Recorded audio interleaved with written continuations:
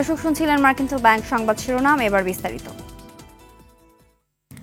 জাতিসংঘের সাধারণ পরিষদের ৭৯তম অধিবেশনে যোগ দিতে আজ নিউ ইয়র্ক যাচ্ছেন অন্তর্বর্তী সরকারের প্রধান উপদেষ্টা ডক্টর মোহাম্মদ ইউনূস। শুক্রবার ২৭ সেপ্টেম্বর জাতিসংঘের সাধারণ পরিষদের অধিবেশনে ভাষণ দেবেন তিনি। চলতি বছর জাতিসংঘে বাংলাদেশের সদস্যপদ প্রাপ্তির ৫০ বছর পূর্ণ হয়েছে। এ উপলক্ষে প্রধান উপদেষ্টার উপস্থিতিতে মঙ্গলবার ২৪ সেপ্টেম্বর জাতিসংঘের সদর দপ্তরে বাংলাদেশ একটি উচ্চ পর্যায়ের অভ্যর্থনা অনুষ্ঠানের আয়োজন করেছে।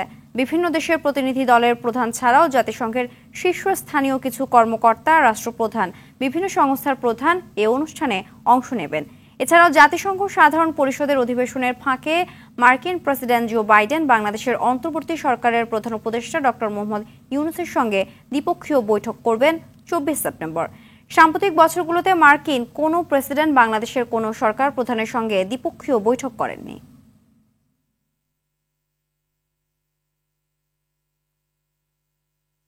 একটি মৃত্যু স্বজনদের কতটা অসহায় করতে পারে তার নির্মম উদাহরণ মোহাম্মদপুর জেনেভা ক্যাম্পের রিকশা চালক রনির পরিবার। রনির উপার্জনেই চলত সংসার। তাকে হারিয়ে চোখে আঁধার দেখছেন বৃদ্ধ মা। ভাড়া দিতে না পারায় হয়েছেন ঘর ছাড়া। আরেক ঘটনায় বাবাকে হারিয়ে দিশেহারা মাদ্রাসা পড়ুয়া ছোট্ট ইমাম। ছাত্র আন্দোলনের সময় তাকে খুঁজতে যেয়ে পুলিশের গুলিতে প্রাণ হারান পিতা। পরিবার দুটির অসহায়ত্ব জানার চেষ্টা করেছেন সাকিবুর রহমান। ছবি তুলেছেন নাজমুল হোসেন সামন।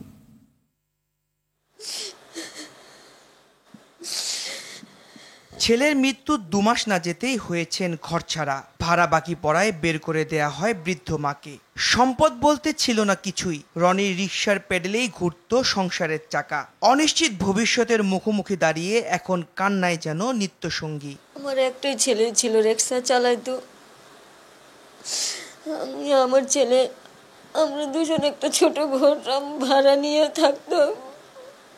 এখন কয়দিন ধরে আমার মেয়ের কাছে। এখন আমি, ওরও তো বিয়ে হয়ে গেছে, সংসার আছে।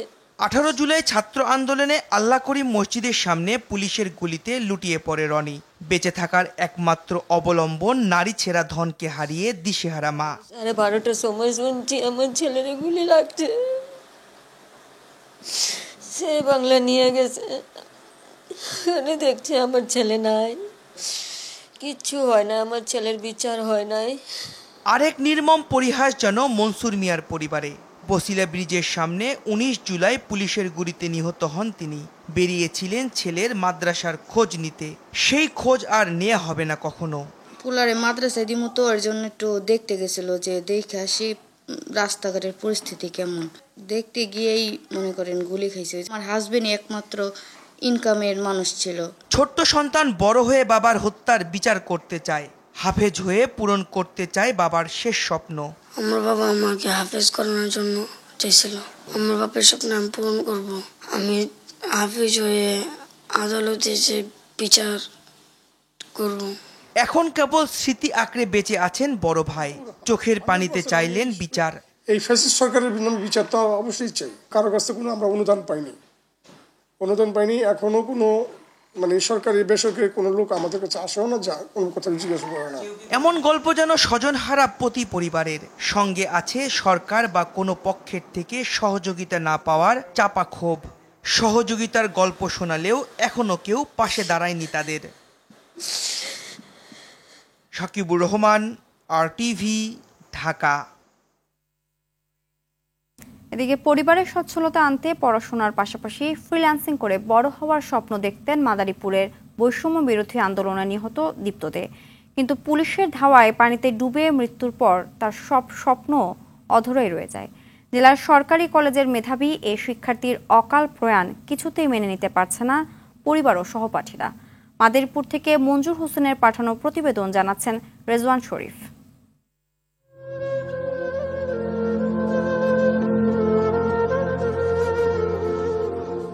মা, আমি 50 লাখ টাকার একটি কাজ পেয়েছি। আমাদের সংসারে আর কোনো অভাব থাকবে না। মায়ের সঙ্গে শেষ দেখায় বলা দীপ্তর এ কথাটি শেষ কথা হবে তা বুঝতে পারেনি পরিবারের কেউ। মোবাইল রিচার্জের কথা বলে বাসা থেকে বের হয়ে ফিরে আসে নিথর দেহ হয়ে। এসব কথা ভেবে আর ঘরের আনাচে কানাচে ছড়িয়ে থাকা অসংখ্য স্মৃতি আগলে বারবার চোখের পানি ফেলছেন মা মনিকা দে। মাদারীপুর সরকারি কলেজের প্রাণীবিদ্যা বিভাগের স্নাতক দ্বিতীয় বর্ষের মেধাবী ছাত্র দীপ্ত দে বৈষম্য বিরোধী আন্দোলনে জেলায় প্রথম প্রাণ দেন। 18 জুলাই আন্দোলনে গিয়ে পুলিশ ও ছাত্রলীগের ধাওয়ায় লেকে পড়ে যায় সে। অনেকেই উঠে আসতে পারলেও তার মরদেহ ভেসে উঠে লেকের স্বচ্ছ জলে। ছাত্রলীগ, যুবলীগ বিভিন্ন ইয়েরা ওই যে ওরা পানির থেকে উঠতে দেয় নাই, টেডা দিয়া কোবানো শুরু করছে। ও কয়েকবার আকতিও করছিল যে আমি সাঁতার জানি না, আমারে উঠতে দেন, আমি উঠতে দেন যে তোরা আন্দোলন শিখে মহিষে আনতেন, এরকম ভিডিও ফুটেজ আছে বহু। সন্তান হারানোর শোকে কাতর পরিবারকে বাড়ি ছাড়তে বাধ্য করে স্থানীয় আওয়ামী প্রভাবশালীরা। এখনও আতঙ্কে দিন পার করছে পরিবারটি। নরম ভদ্র ছিল, ছেলে ছিল, কোনো রাজনীতি করতো না। স্বপ্ন ছিল দুই ভাই ভালোভাবে ভবিষ্যতে উন্নতি করে চাকরি বাকরি করে বাড়ি ঠাড়ি করবো, আমাদের তো এখানে বাড়ি নেই। দোষীদের দ্রুত সর্বোচ্চ শাস্তির আওতায় আনার দাবি স্বজন ও সহপাঠীদের। ভাই রূপে একজন, বন্ধু রূপে একজন ছিল, ওর সাথে আমি সব কথা শেয়ার করতাম, ও আমার সাথে সব কথা শেয়ার করতো। বুঝতে পারি নাই যে আমার বাইকটা চলে যাবে। আমি ওখানে গিয়ে বিচ্ছে দীপ্ত কোথায় পাই না, সবাই কাজ মেডিকেলে ধরে গেছে, মেডিকেলে ঢুকতে দেয় না, মেডিকেলে দেখতেই দেয় না আমারে। আমার বড় ছেলে ও কোনোদিনও মনে করিনি, মনে করছে যে আমার সন্তানের মতনই। লেকপাড়ে যেহেতু শহীদ হয়েছে, এখানে তার নামে একটি ভিত্তি স্থাপন করতে সে বিষয়ে আমরা জেলা প্রশাসকের সাথে আলোচনা করছি। লেকের নামকরণ সহ দীপ্তর স্মৃতি ধরে রাখার দাবিও করলেন তারা।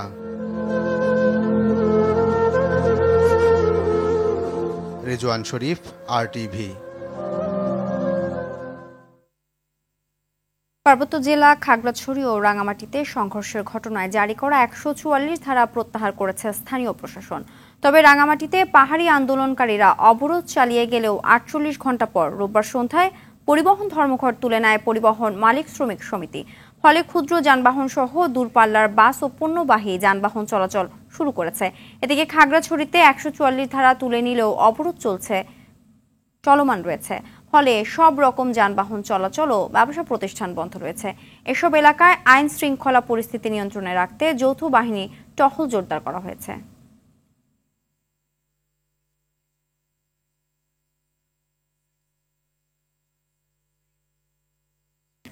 পার্বত্য অঞ্চলের অবরোধ ও আইন শৃঙ্খলা পরিস্থিতি নিয়ে আরও জানাতে রাঙামাটি থেকে সরাসরি যোগ দিচ্ছেন সহকর্মী ইয়াসিন রানা সোহেল।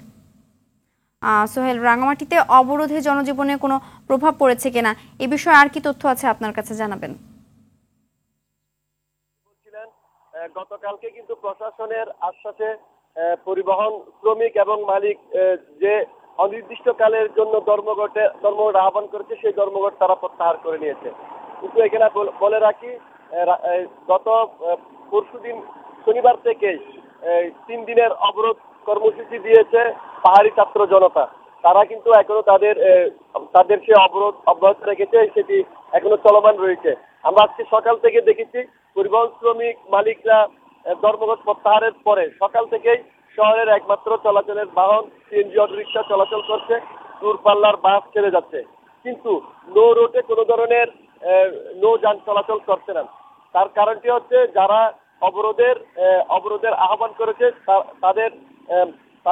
তাদের অবস্থান হচ্ছে অধিকাংশ উপজেলাগুলোতে। যে নৌযানগুলো উপজেলায় চলাচল করে সেই নৌযানগুলো ছেড়ে যায়নি। আমি তাদের সাথে নৌযান শ্রমিক মালিকদের সাথে কথা বলছি, তারা জানিয়েছেন যেহেতু এখনো অবরোধ চলছে এবং উপজেলায় এখনো রিস্ক রয়েছে, সেজন্য তারা এই নৌযানগুলো চালাচ্ছে না। আর শহরের জনজীবনের কথা যদি বলি, এখন শহরের জনজীবন স্বাভাবিক হয়েছে, দোকানপাট খুলছে, ব্যবসা প্রতিষ্ঠান খুলছে, শিক্ষা প্রতিষ্ঠান খুলেছে। কিন্তু উপজেলায় অবরোধের কারণে উপজেলার অনেক শিক্ষা প্রতিষ্ঠান এবং ব্যবসা প্রতিষ্ঠানও খুলেনি। আর সার্বিকভাবে যদি বলি, তাহলে রাঙ্গামাটি জেলায় গত 2 দিনে কোনো ধরনের অপ্রীতিকর ঘটনার খবর পাওয়া যায়নি। যে কোনো ধরনের অপ্রীতিকর পরিস্থিতি মোকাবেলার জন্য আইন শৃঙ্খলা বাহিনী শহরের গুরুত্বপূর্ণ স্থানে অবস্থান নিয়েছে। ধন্যবাদ। রাজধানীর খিলগাঁও থানার হাফেজ জুবায়ের হত্যা মামলায় সাবেক আইনমন্ত্রী আনিসুল হক এবং উত্তরা পশ্চিম থানার একটি হত্যা সহ পৃথক 2 মামলায় সাবেক আইজিপি আব্দুল্লাহ আল মামুনকে গ্রেফতার দেখানোর নির্দেশ দিয়েছেন আদালত। সকালে ঢাকার মেট্রোপলিটন ম্যাজিস্ট্রেট মোহাম্মদ নুরুল হুদার আদালত এ আদেশ দেন। এর আগে সকাল 8:45 সেনা ও পুলিশ বাহিনীর কড়া নিরাপত্তার ব্যবস্থায় তাদের আদালতে হাজির করা হয়। এরপর মামলার তদন্তকারী কর্মকর্তা এসব মামলায় তাদেরকে গ্রেফতার দেখানোর আবেদন করেন। শুনানি শেষে আদালত গ্রেফতার দেখানোর আবেদন মঞ্জুর করেন। গত 5 আগস্ট ছাত্র জনতা আন্দোলনে রাজধানীর খিলগাঁও এলাকায় পুলিশের গুলিতে ঘটনাস্থলে নিহত হয় হাফেজ মোহাম্মদ জুবায়ের। এ ঘটনায় নিহতের পিতা মোহাম্মদ কামাল উদ্দিন একটি হত্যা মামলা করেন। খিলগাঁও থানার একটি হত্যা মামলা 24/9/24 মামলা নম্বর, সেই মামলাতে চৌধুরী আব্দুল মামুন সাহেব এবং আনিসুল হক তাদেরকে আজকে সোনাস দেখানো হয়। এবং অপর আরেকটি মামলা, যেটা উত্তরা পশ্চিম থানার মামলা নম্বর 21/9/24, একটি হত্যা মামলা হাফেজ সাদিকুল ইসলাম, তাকে সেই হত্যার মামলায় দেখা যাচ্ছে যে তাকে বুকে পিঠে কুপিয়ে তাকে হত্যা করা হয়েছিল বৈষম্য বিরোধী ছাত্র আন্দোলনের সময়। সেই হত্যা মামলায় চৌধুরী আব্দুল মামুনকে আজকে সোনাস দেখানো হয়েছে। সাগরের লঘুচাপের কারণে দেশের উত্তর পশ্চিমাঞ্চলের কয়েকটি জেলায় তাপপ্রবাহ বেড়েছে। এর মধ্যে নীলফামারী, রংপুর, বগুড়া, টাঙ্গাইল, চুয়াডাঙ্গা, মেহেরপুর সহ কয়েকটি জেলায় বেশি গরম অনুভূত হয়। চুয়াডাঙ্গা আবহাওয়া দপ্তরের ভারপ্রাপ্ত কর্মকর্তা জামিলুর রহমান জানান, লঘুচাপের কারণে গতকাল মেহেরপুর জেলায় সর্বোচ্চ তাপমাত্রা রেকর্ড করা হয়েছে 36.5 ডিগ্রি। লঘুচাপ কেটে গেলে আবহাওয়ার উন্নতির পাশাপাশি আগামী 2-1 দিনের মধ্যে বৃষ্টিপাতের সম্ভাবনার কথাও জানান তিনি।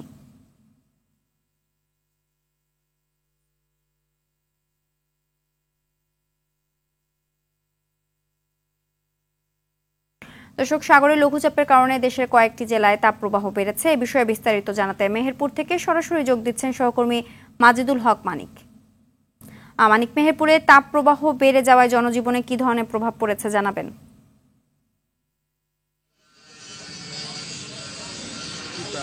গত 3 দিন থেকে যে পরিমাণ তাপমাত্রা বেড়েছে, তাপপ্রবাহ বেড়েছে, সেটাকে আসলে মানুষ বলছে তাপমাত্রা নয়। আশ্বিন মাসে এরকম পরিস্থিতি স্বভাবত থাকে না। ভাদ্র মাসে কিছুটা গরম থাকে, সেই পরিস্থিতি পেরিয়ে এসেও আশ্বিন মাসেও কিন্তু আসলে স্বস্তি মিলছে না। বিশেষ করে কর্মজীবী, শ্রমজীবী মানুষ যারা অতি প্রয়োজনে ঘর থেকে বের হচ্ছেন, তাদের আসলে কষ্টের সীমা নেই। আমরা একটু আগে কথা বলছিলাম কিছু শ্রমজীবী মানুষের সাথে, তারা বলছিলেন যে সকালে যে কাজটা 2 ঘন্টায় হয়ে যায়, সেই কাজটা পর্যায়ক্রমে বিশ্রাম নিয়ে তাদেরকে করতে হচ্ছে 4 ঘন্টা থেকে 5 ঘন্টার মধ্যে। এছাড়া যে অস্বস্তির এই আবহাওয়ার এই অস্বস্তির খবরের সাথে আরেকটা বিষয় যুক্ত হচ্ছে, সেটা আসলে বিদ্যুতের যে নিরবিচ্ছিন্ন প্রাপ্তি, সেটা কিন্তু বাধা পড়ছে। কখনো লাইন সংস্কার, কখনো লাইন মেরামত, কখনো নিরবিচ্ছিন্ন বিদ্যুতের প্রয়োজনে যে সংস্কারের জন্য বিদ্যুতের লাইন বন্ধ রাখা হলেও আসলে কোন অবস্থায় কিন্তু নিরবিচ্ছিন্ন বিদ্যুতের যে সরবরাহ সেটা কিন্তু মিলছে না। যার ফলে দিন রাত 24 ঘন্টায় টোটালি মানুষ এমন একটা অস্বস্তিতে রয়েছেন যে অস্বস্তি আসলে এক পর্যায়ে একেবারে একটা সহনীয় পর্যায়ে। যদিও তাপমাত্রা 36.5 ডিগ্রি সেলসিয়াসে আছে, কিন্তু গরম অনুভূত হচ্ছে তার চেয়ে অনেক বেশি। বিশেষ করে রাতের এবং দিনের তাপমাত্রার খুব বেশি পার্থক্য না থাকার কারণে মানুষ যেমনি দিনের বেলায় প্রচন্ড খরতাপে গরমের যেমনি অস্বস্তি ভোগ করছেন, তেমনি রাতেও কিন্তু বাড়ি গিয়ে ফ্যানের বাতাসেও সেই স্বস্তি মিলছে না। সব মিলিয়ে একটা বলা যেতে পারে যে চরম একটা অস্বস্তিকর গরম, যেটা আসলে সহনীয় নয়, সেরকম একটা পরিস্থিতির মধ্যে সময় পার করছেন মানুষ। ধন্যবাদ। এবার আন্তর্জাতিক সংবাদ। গণবিক্ষোভের মুখে প্রেসিডেন্ট দেশ ছেড়ে পালিয়ে যাওয়ার 2 বছরের বেশি সময় পর নির্বাচিত প্রেসিডেন্ট পেল শ্রীলঙ্কা। রোববার রাতে দেশটির নির্বাচন কমিশন জানায়, শনিবার অনুষ্ঠিত প্রেসিডেন্ট নির্বাচনে জয়ী হয়েছেন বামপন্থী অনুরা কুমারা দিশানায়কে। অনুরা প্রেসিডেন্ট নির্বাচিত হওয়ার মধ্য দিয়ে শ্রীলঙ্কায় অবসান ঘটল রাজাপাকসে পরিবারের টানা 1.5 দশকের বেশি সময়ের একক আধিপত্য। ইমতিয়াজ আহমেদের রিপোর্ট। 1948 সালে শ্রীলঙ্কার স্বাধীনতার পর দেশটি শাসন করেছে কেবলমাত্র 2টি প্রভাবশালী রাজনৈতিক দল বা তাদেরই জোট। এর মধ্যে একটি রাজাপাকসে পরিবারের নেতৃত্বাধীন দল ইউনাইটেড ন্যাশনাল পার্টি ইউএনপি। রোববার নতুন প্রেসিডেন্ট হিসেবে অনুরা কুমারা দিশানায়কে নির্বাচিত হওয়ার মধ্য দিয়ে শ্রীলঙ্কায় অবসান ঘটল রাজাপাকসে পরিবারের টানা 1.5 দশকেরও বেশি সময়ের একক আধিপত্য। নির্বাচন কমিশনের তথ্য অনুযায়ী অনুরা প্রেসিডেন্ট নির্বাচিত হয়েছেন 42.31% ভোট পেয়ে। নিকটতম 2 প্রতিদ্বন্দ্বী সাজিথ প্রেমাদাসা পেয়েছেন 32.76% ভোট, আর মাত্র 17% ভোট পেয়েছেন ক্ষমতাসীন প্রেসিডেন্ট রনিল বিক্রমাসিংহে। পরাজয়ের পর অনুরা কুমারাকে অভিনন্দন জানিয়েছেন বর্তমান প্রেসিডেন্ট রনিল বিক্রমাসিংহে। আজ প্রেসিডেন্ট হিসেবে শপথ গ্রহণ করবেন 55 বছর বয়সী অনুরা কুমারা দিশানায়েকে। প্রেসিডেন্ট সচিবালয়ে হবে শপথ গ্রহণ অনুষ্ঠান। বিক্ষোভের মুখে গোতাবায়া রাজাপাকসে পালানোর পর রনিল বিক্রমাসিংহেকে প্রেসিডেন্ট নির্বাচিত করে দেশটির পার্লামেন্ট। এরপর 2 বছরের বেশি সময়ে রনিলের নেতৃত্বে অর্থনৈতিক সংকট থেকে কিছুটা ঘুরে দাঁড়ায় দেউলিয়া হওয়া শ্রীলঙ্কা। বিশ্লেষকরা বলছেন, অর্থনৈতিক দুর্দশা থেকে উত্তরণের আশায় অনুরাকে ভোট দিয়েছে মানুষ। নতুন প্রেসিডেন্টের জন্য বড় চ্যালেঞ্জ হবে অর্থনৈতিক সংকট থেকে দেশকে টেনে তোলা। তাই শ্রীলঙ্কার সাধারণ মানুষকে কতটা দিশা দেখাতে পারেন দিশানায়েকে, সেটাই এখন দেখার বিষয়। ইমতিয়াজ আহমেদ, RTV। লক্ষ্মীপুর সদর উপজেলার চন্দ্রগঞ্জ 5 পাড়া এলাকায় নূর আলম নামে আওয়ামী লীগের এক কর্মীকে পিটিয়ে হত্যা করেছে দুর্বৃত্তরা। রোববার রাতে ঘটনা ঘটে। নিহত নূর আলম 5 পাড়া এলাকায় 2 নম্বর ওয়ার্ড আওয়ামী লীগের সাধারণ সম্পাদক ও পেশায় দর্জির কাজ করতেন। পুলিশ জানায়, গতকাল রাতে 15 থেকে 20 জনের একটি দল নূর আলমের বাড়িতে হামলা চালিয়ে তাকে পিটিয়ে গুরুতর আহত করে।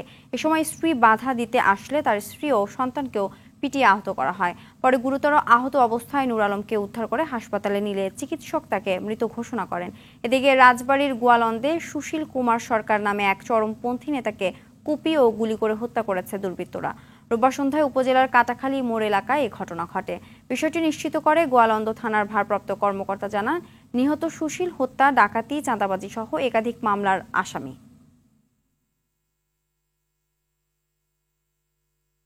নানা সংকটে বন্ধ হয়ে যায় নড়াইলের একমাত্র সরকারি মৎস্য বীজ প্রজনন কেন্দ্র। এতে দূর দূরান্ত থেকে মাছের পোনা সংগ্রহ করতে সময়, শ্রম ও আর্থিক ক্ষতির মুখে পড়ত জেলার মৎস্য চাষিরা। ক্ষতির কথা চিন্তা করে জেলায় গড়ে তোলা হয় বেসরকারি মৎস্য হ্যাচারি। এতে ভোগান্তি কমার পাশাপাশি লাভের মুখ দেখছে চাষিরা। সরবরাহ হচ্ছে বিভিন্ন জেলায়। নড়াইল থেকে সুজয় বক্সির রিপোর্ট, জানাচ্ছেন জুবাইর রাজিম। বিল ও ঘের বেষ্টিত নড়াইলের মানুষের প্রধান আয়ের উৎস কৃষিকাজ ও মৎস্য চাষ। বিভিন্ন ফসলের পাশাপাশি এ জেলায় অন্তত 50% মানুষ মাছ চাষে জড়িত। মাছ চাষের ব্যাপক সম্ভাবনা থাকলেও নড়াইলে গড়ে ওঠেনি তেমন কোনো মৎস্য প্রজনন কেন্দ্র। ফলে দূর দূরান্ত থেকে পোনা সংগ্রহ করতে গিয়ে বাড়তি সময় ও অর্থ খরচ করতে হয়েছে তাদের। এছাড়াও বিভিন্ন প্রকার নিম্নমানের ব্রুড ও পোনা কিনে ক্ষতিগ্রস্ত হয়েছে অনেকে। জেলার মৎস্য চাষীদের কথা চিন্তা করে ইংল্যান্ড থেকে পড়ালেখা শেষ করে 2013 সালে মৎস্য হ্যাচারি গড়ে তোলেন ধুরিয়া গ্রামের যুবক মোহাম্মদ খায়রুজ্জামান। বিভিন্ন ধরনের পোনা উৎপাদনের পাশাপাশি কর্মসংস্থানের সুযোগ হয়েছে বেকারদের। এখন মোটামুটি আল্লাহর রহমতে বাংলাদেশের ভিতরে আমার এটা খুব ভালো পজিশনে চলতেছে এবং আমার ইচ্ছা যে আল্লাহর রহমতে আমাদের সবারই ইচ্ছা যে এটাকে আমরা টপ পজিশনে নেব আর কি। তাই টপ পজিশনে নেওয়ার জন্য যা যা করার দরকার আমরা সেও কাজ করে চলতেছি। দেখা যাক ইনশাল্লাহ। আর মানুষের কর্মসংস্থানের যাতে ব্যবস্থা হয়, যখন এখন 51 জন শ্রমিক কাজ করতেছে, 51টা ফ্যামিলি বাঁচতেছে। স্বল্প সময় ও শ্রম ব্যয় করে পোনা সংগ্রহ করতে পারায় লাভবান হচ্ছে মৎস্য চাষিরা। আগে ময়মনসিংহ, রাজশাহী, বারোবাজার, যশোর, কালীগঞ্জ, সাতক্ষীরা যাই মাছ আনতে হতো। বিভিন্ন রকমের হ্যাচারিতে আমরা যেতাম, আসতে দেখা যশোর থেকে আসতেছি, আসতে অনেক মাছ কেটে যেত রাস্তার থেকে। এখানে মাছের বরুট ভালো পাই, এই কারণে আসি, বুঝছেন, এখানে ওজন টোজন সব দিক থেকে ভালো পাই। জেলাতেই মাছের পোনা উৎপাদন হওয়ায় বাড়ছে মাছ চাষের সংখ্যা। খামারিদের সার্বিক তত্ত্বাবধানে কাজ করছে জেলা মৎস্য বিভাগ। সমস্যা যাতে না হয় এবং তারা গুণগত মান ঠিক রাখছে, এই জন্য আমাদের মৎস্য অধিদপ্তরের পক্ষ থেকে এটা নিয়মিত তদারকি আছে এবং এখানে যারা এক্সপার্ট আছেন তারাও আন্তরিকতার সাথে এখানে কাজ করে। তবে এটা আমাদের নড়াইলের জন্য অনেকটা একটা গর্বের বিষয় যে এরকম একটা হ্যাচারি প্রোডাকশনে যাওয়ায় তারা এলাকার মৎস্য চাষীদের কাছেও এই চাহিদাটা মেটানোর একটা গুরুত্বপূর্ণ ভূমিকা রাখছে। জেলার প্রায় 8 লাখ মানুষের জন্য মাছের চাহিদা রয়েছে 16,000 মেট্রিক টন, আর প্রতি বছর উৎপাদন হচ্ছে অন্তত 18,000 মেট্রিক টন মাছ। জুবাইর রাজিন, RTV। খাগড়াছড়ির পাহাড়ে জুমের ফসল তোলায় ব্যস্ত সময় পার করছেন জুমিয়ারা। এবার ফলনও হয়েছে বেশ ভালো। সারা বছর পরিশ্রম শেষে জুমের ফসল ঘরে আসতে থাকায় হাসি ফুটেছে পাহাড়ি জুম চাষীদের মুখে। খাগড়াছড়ি সংবাদদাতার তথ্যচিত্রে জানাচ্ছেন নাদিরা সুলতানা। বাংলাদেশের দক্ষিণ পূর্বাঞ্চলের অনাবাদী পাহাড়ি জমিতে গড়ে উঠেছে সুমিষ্ট ফল মাল্টার বাগান। পাহাড়ে কৃষক ও বাণিজ্যিক পর্যায়ে মাল্টা চাষ আগের তুলনায় বেড়েছে। খাগড়াছড়ির প্রায় সবকটি উপজেলায় মাল্টা চাষ করছে প্রান্তিক পর্যায়ের কৃষকরা। অনেকে বাণিজ্যিকভাবে মাল্টা বাগান করে লাভের মুখ দেখেছে। লাভজনক হয়ে কৃষকরা ঝুঁকছে মাল্টা চাষে। বাজারে প্রতি কেজি সবুজ মাল্টা বিক্রি হচ্ছে 60 থেকে 80 টাকায়। পাহাড়ের জন্য খুব উপযোগী। মালটাটা বাজারে বাজারজাত করতে খুব সুবিধা হয় আর মিষ্টি রসালো। মালটা গাছ তেমন পরিচর্যা লাগে না, আমের মতো তেমন পরিচর্যা করা লাগে না। এখানে আমার 300টি গাছে আমি প্রায় 2 লাখ টাকার মতো বিক্রি করে ফেলেছি অলরেডি। প্রাকৃতিক মালটা, এখানে কোনো ধরনের বিষ প্রয়োগ করে না, আমরা দেখি আসলে সবসময়। এই অঞ্চলের মাটি ও আবহাওয়া উপযোগী সম্ভাবনাময় ফলটি চাষে সহায়তার কথা জানান কৃষি কর্মকর্তা। খাগড়াছড়ি পার্বত্য জেলায় সবচেয়ে বেশি যে মালটাটা আবাদ হয় সেটা হলো যে বাড়ি মালটা 1। এটা স্বাদে অনন্য স্বাদ, এটার মিষ্টি সুমিষ্ট একটা মালটা এবং এটা আমাদের দেশের আবহাওয়া এবং জলবায়ুর জন্য অনেক উপযুক্ত একটা মালটা। তো এই মালটাটা আমাদের ব্যাপক আকারে আবাদ হচ্ছে। খাগড়াছড়িতে এবছর 620 হেক্টর জমিতে মালটার বাণিজ্যিক বাগান করা হয়েছে। উৎপাদন লক্ষ্যমাত্রা 4350 মেট্রিক টন। নাদিকা সুলতানা, RTV। আবারও আন্তর্জাতিক প্রসঙ্গ। জাতিসংঘের নিরাপত্তা পরিষদের স্থায়ী সদস্য হওয়ার ক্ষেত্রে ভারতকে সমর্থনের কথা জানিয়েছে যুক্তরাষ্ট্র। গেল কয়েক বছর ধরে নিরাপত্তা পরিষদের স্থায়ী সদস্য হওয়ার দাবি জানাচ্ছে ভারত। এর প্রেক্ষিতে নিরাপত্তা পরিষদের স্থায়ী সদস্য হওয়ার বিষয়ে ভারতকে সমর্থন দেওয়ার কথা জানালো যুক্তরাষ্ট্র। স্থানীয় সময় রোববার ভারতের প্রধানমন্ত্রী নরেন্দ্র মোদী, জাপানের প্রধানমন্ত্রী ফুমিও কিশিদা ও অস্ট্রেলিয়ার প্রধানমন্ত্রী অ্যান্থনি আলবেনিজের সঙ্গে কোয়াড লিডার্স সামিটে প্রেসিডেন্ট জো বাইডেন এক বিবৃতিতে এই সমর্থনের কথা জানান। বাইডেন বলেন, সংশোধিত জাতিসংঘের নিরাপত্তা পরিষদে ভারতের গুরুত্বপূর্ণ কণ্ঠস্বর প্রতিফলিত করার জন্য দেশটির স্থায়ী সদস্য পদকে সমর্থন করে যুক্তরাষ্ট্র।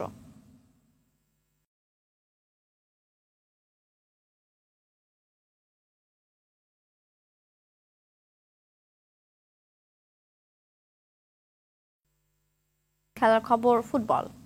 এএফসি এশিয়ান কাপ অনূর্ধ্ব 20 ফুটবলের গ্রুপ এ এর বাছাই পর্বে আজ গুয়ামের বিপক্ষে মাঠে নামবে বাংলাদেশ। ভিয়েতনামের হাইফোংয়ে ম্যাচটি শুরু হবে বাংলাদেশ সময় বিকেল 5টায়। শক্তিশালী সিরিয়ার বিপক্ষে বড় হার দিয়ে এএফসির আসর শুরু করেছে মারুফুল হকের বাহিনী। সেই ম্যাচের ভুল শুধরে গুয়ামের বিপক্ষে জয়ের পরিকল্পনা লাল সবুজের প্রতিনিধিদের। এদিকে ড্র দিয়ে আসর শুরু করা গুয়াম বাংলাদেশের বিপক্ষে জয় নিয়ে দ্বিতীয় রাউন্ডে যাওয়ার পথে এগিয়ে থাকতে চায়।